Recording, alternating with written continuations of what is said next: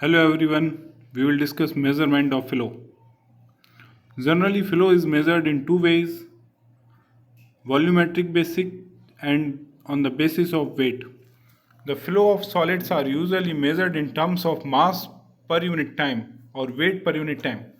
Liquid flow is measured volumetrically or in the basis of weight.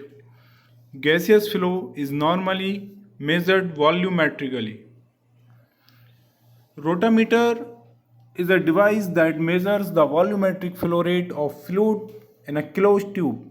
It belongs to a class of meters called variable area meters (VM), which measures flow rate by allowing the cross sectional area of the fluid travels through a vary, causing a measurable effect.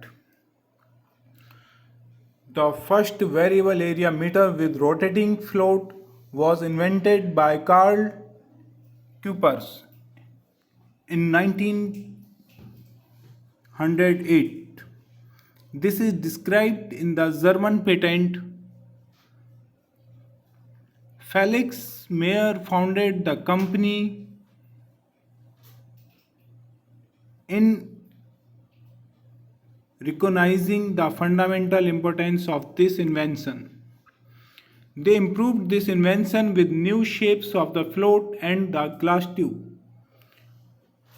Coopers invented the special shape of the inside of the glass tube that realized a symmetrical flow scale. The brand name Rotameter was registered by the British company GEC Elliott Automation. Rotameter Corporation in many other countries, the brand name Rotameter is registered by Rota Yokogawa GmbH and Corporation KG in Germany, which is now owned by Yokogawa Electric Corporation. The rotameter consists of a tube and float.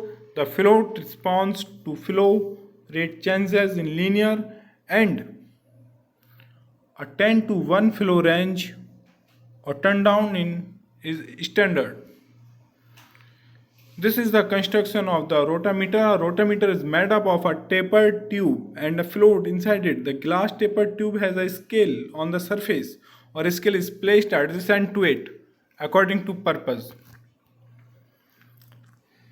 The tapered tube is placed vertically in the flow channel with conical shape inside. The quantity measured is defined by the height of float going up. Glass tubes are used for both liquid and gas measurement. Metallic tubes are used where the process fluid with high temperature and pressure. There is a float. Stainless steel floats are commonly used. There are different types of metal from lead to aluminum used as floats. A float material shapes are also varied according to the applications considering density. Spherical shaped floats are used for small flows. Fluid enters from the bottom of the tapered tube, then some of the fluid strikes directly into the float bottom and others pass aside the float. Now the float experiences two forces in opposite direction, drag force upward and gravitational force downward. Fluid flows moves the float upward against gravity. At some point, the flowing area reaches a point where the pressure induced force on the floating body exactly matches the weight of the float. The float will find equilibrium when the area around float generates enough drag equal to weight by buoyancy. As the float weight and gravity are constant, the distance float displays upward is proportional to the flow velocity of the fluid passing through the tapered tube. However, the difference in this application is that value inside the radicand is constant since the pressure difference will remain constant and the fluid density will likely remain constant as well. Thus, K will change in proportional to Q. The only variable within a K relevant to float position is the flowing area between the float and the tube walls. No external power needed. This is the main advantage. Simple, reliable design. It can measure liquid or gas flow.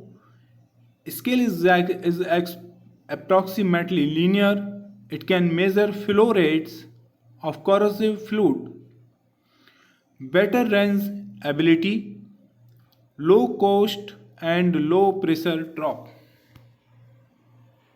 There are some disadvantages. It should be mounted vertically and requires lining mounting. Uncertainty of measurement, difficult to handle the glass type. Thank you.